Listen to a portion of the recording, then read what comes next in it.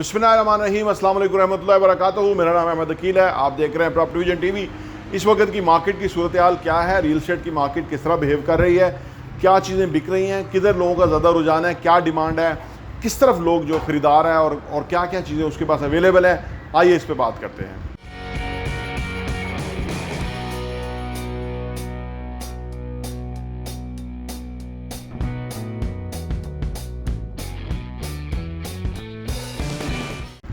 Welcome back.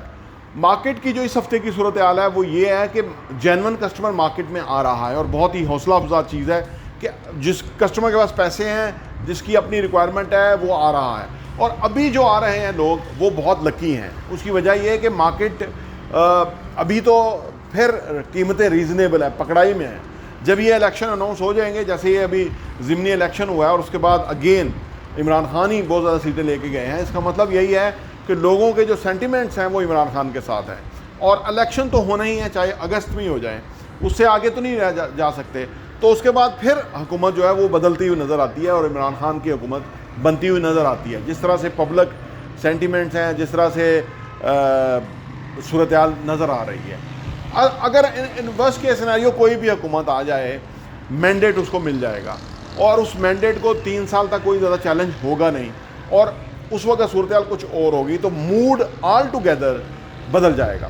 Taxes पर relief दिया जाएगा, कोशिश की जाएगी कि लोग जो है वो अपने कारोबार करें, रोटी कमाएं, रोज़ी कमाएं और खाएं और गवर्नमेंट को ज़्यादा कोसे नहीं, लोगों को एम्प्लॉयमेंट मिले। तो उसके अंदर कंस्ट्रक्शन इंडस्ट्री का बहुत बड़ा किरदार है। तो उस सूरत में नज़र ये आता है कि कंस्ट्रक्शन इंडस्ट्री चलेगी, बेहतरीन काम होगा। लेकिन कीमतें ये नहीं होंगी, ये बात याद रखें। जो इस वक्त की कीमतें हैं, इस वक्त जो चीज़ें मिल रही हैं वो नहीं मिलेंगी, क्योंकि हमने अभी नया प्रोजेक्ट जो हम लॉन्च करने जा रहे हैं उसका जो प्लॉट ही 3 गुना ज़्यादा महंगा है जो हमने प्रीवियस प्रोजेक्ट में लिया था। तो लिहाजा कीमतें तो बढ़ेंगी। नेचुरली बिल्डर अपनी जेब से तो नहीं डालेगा ना पैसे।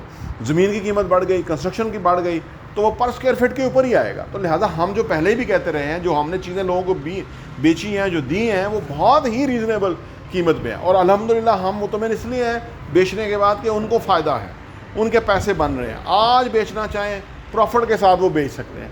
बस यही बिज़नेस के अंदर कंट्रोल होता है आपका कि आप रीज़नेबल प्राइस चीज़ें लोगों को देते हैं, अच्छी कीमत पे देते हैं।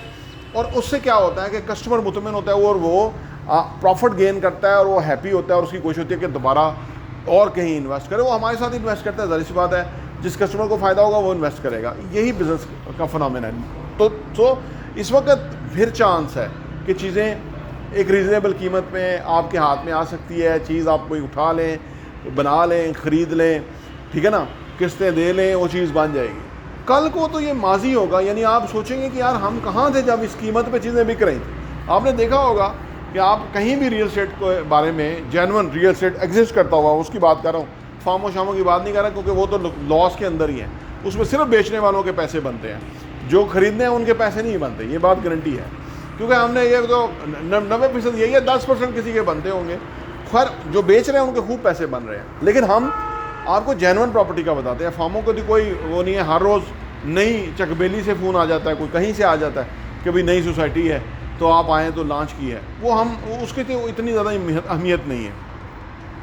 तो लिहाजा इस वक्त जो जेन्युइन कस्टमर आ रहा है उसके सामने जो चीज़ें हैं, अगर वो बिस्मिल्लाह करके वो ख़रीद लेता है, वो ले लेता है, अच्छी तरह देखे, पहले काम देखे, प्रोजेक्ट देखे, बिल्डर देखे, प्राइस प्लान देखे, सब कुछ देखने के बाद अगर वो ख़रीद लेता है तो ये उसने बहुत बड़ी अपॉर्चुनिटी है जो उसने गेन कर ली होगी ख़रीदने के बाद, क्योंकि इस कीमत पे मिलेगी नहीं। क्योंकि देखिए इस मुल्क में ना ये है ना, मसला ये है कि आप जो जिस तरह से महंगाई हो रही है, जिस तरह चीज़ें बढ़ रही हैं, कीमतें बढ़ रही हैं, जब हम बेचने के बाद दोबारा बनाने के लिए या बेचने के लिए बनाना लगते हैं तो वो कीमत हम नहीं दे सकते। बेचने का फ़ायदा इसलिए नहीं समझ आती, ख़रीदने का तो फ़ायदा है, बेचने का इसलिए नहीं कि जो चीज़ हमने बेच दी दोबारा बनाने जाएंगे तो वो महंगी होगी। लेकिन कारोबार है, उसमें हमें बनाना है, बेचना है, वो हमें अपना जो एक मार्जिन है उसके बाद तो आगे पास ऑन करना है मार्जिन। तो वो हम उस तरह से तो काम तो जारी रहेगा, चाहे 10 गुना महंगाई बढ़ जाए, उस तरह ही चीज़ें बनती और बिकती रहेंगी। वो तो सूरत हाल है। लेकिन मार्केट की जो सूरत हाल है उसके अंदर इस वक्त अपॉर्चुनिटी है कि अगर आपके पास कोई पैसा है तो उसको सही जगह इन्वेस्ट कर लें। यही टाइम है कि उसको पार कर लें। ये आप कहेंगे कि आपने तो पहले भी हमें बताया था पिछले महीने कि जी थोड़ा सा टाइम रह गया है, तो वो वही टाइम है अभी। उस वक्त तो ये लग रहा था कि हुकूमत शायद ये वाली गिर जाएगी तो इलेक्शन जल्दी अनाउंस हो जाएंगे। उस सूरत में मैंने कहा था कि भाई अगर हुकूमत अनाउंस कर दे इलेक्शन, जो कि कशीदगी थी और अभी भी है, मुआशी तौर पे हम बहुत पीछे चले गए हैं, $7.5 अरब के हमारे रिजर्व रह गए हैं, दुनिया हमें पैसा नहीं दे रही। तो ये जो हुकूमत आई है ये तो बिल्कुल बहुत ही गलत टाइम पे आई है। यानी वो जब पिसने का टाइम है तो ये आ गई है इसकी बदकिस्मती, क्योंकि अब कुछ भी आगे समझ नहीं आ रहा। इसहाक डर फिर रहा है, उसको पैसा नहीं मिल रहा, डॉलर थोड़ा नीचे आया था फिर 50-50 पैसे करके फिर ऊपर जा रहा है। तो सूरत हाल इन कंट्रोल नहीं है। लेकिन एक फ़ायदा हो गया, वो केसेस माफ़ हो गए, वो अपने जो मामला थे, वो जो पेचीदा केसेस थे, वो कम्प्लेक्स थे, वो इस्टेब्लिशमेंट के साथ मिल के, मिलिट्री इस्टेब्लिशमेंट और अदलिया जो इस्टेब्लिशमेंट है इनके साथ मिल के वो साल हो गए, वो हंसी खुशी जो है ना वो बरीउज़्ज़मा हो गए। ये फ़ायदा हुआ है, अवाम का कोई फ़ायदा नहीं हुआ। तो अवाम का फ़ायदा इलेक्शन के बाद ही होना है कि किसी को मैंडेट मिल जाएगा, जो किसी भी पार्टी को मिल जाए वो टैक्सेस के ऊपर काम करेगी, उसे फ़ायदा होगा। अभी क्योंकि पैसे नहीं मिल रहे ना, इसलिए नहीं कर रहे। देखिए एक चीज़ होनी है, वो होना है कि ये जो टैक्स लगाए गए थे बेजा रियल स्टेट के ऊपर ना, कि यानी अगर नॉन फाइलर का 2% टैक्स था वो 5% हो गया, फाइलर का अगर 1% टैक्स था वो 2% हो गया। ये दरअसल जो जीनियस माइंड थे मिफ्ता इस्माइल, वो जा रहे थे IMF, तो IMF जानते हुए उन्होंने ये टैक्सेस बढ़ा के एक ऐसा प्रोजेक्ट किया था कि इतना पैसा हमें टैक्सेस की मद में आ रहा है तो आप हमें पैसा दे दें, हमने टैक्स बढ़ा दिए हैं। लेकिन वो टैक्स बढ़ाए, लेकिन वो जो ट्रांजैक्शन ही ख़त्म हो गई, तो लिहाजा वो गवर्नमेंट को तो टैक्स नहीं मिला।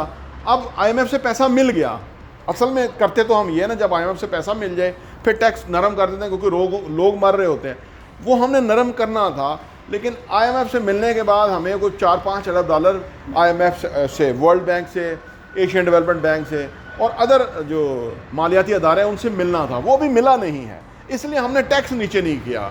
जिस दिन वो पैसा आ गया सिस्टम में, हमने टैक्स वो बंद कर देना। वो एक कहावत है ना, एक बंदा था वो पानी में डूबने लगा, उसने अल्लाह से दुआ मांगी कि मौला मुझे बाहर निकाल दे, मैं 5 मीठी और 5 नमकीन देख दूंगा अल्लाह की राह में।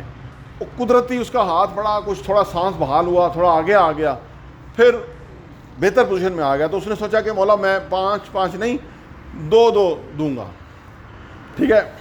अब वो फिर चलता हुआ थोड़ा नॉर्मल पानी में आ गया। जब वो पानी नॉर्मल में आके खुशकी भी आया तो उसने कहा कि मौला बहुत तेरा बड़ा शुक्र है कि मैं बच गया हूँ, लेकिन केड़ियाँ देगा यानी केड़ियाँ देगा ना, वो देगा ही जो जो जो जो देगे कहा था कि मैं अल्लाह की राह दूंगा, वो उसने ख़त्म कर दिया। भाई केड़ियाँ देगा, मैं ठीक हूँ। वही हमारा हिसाब है। IMF के पास जाते हुए हम सारे लोगों के गले दबा देते हैं, टैक्स हाई कर देते हैं, कारोबार रोक देते हैं, हटो बचो करके हम IMF के पास जाते हैं, उनसे कहते हैं देखो जी हम सारी दुनिया को ज़िंदा मार के आए हैं, इतना टैक्स उनसे निचोड़ रहे हैं, आप हमें पैसा दे दें, हमारी आमदनी इतनी बढ़ गई है, इतना टैक्स बढ़ा दिया है, आपको पैसा का मसला नहीं होगा, आपको किस्त आती रहेगी। फिर जब हम वहाँ से वापस आते हैं तो आके टैक्स रिलीफ कर देते हैं लोगों को, कि जो रस्सी बांधी होती है वो खोल देते हैं, उनको ढीला कर देते हैं। फिर IMF को हम कहते हैं कि केड़ियाँ देगा अल्लाह साहब है कि भाई वो कौन सा टैक्स, तो हम ऐसे कर देंगे, ऐसे कर देंगे। ये हमारे हुकूमतों का काम है।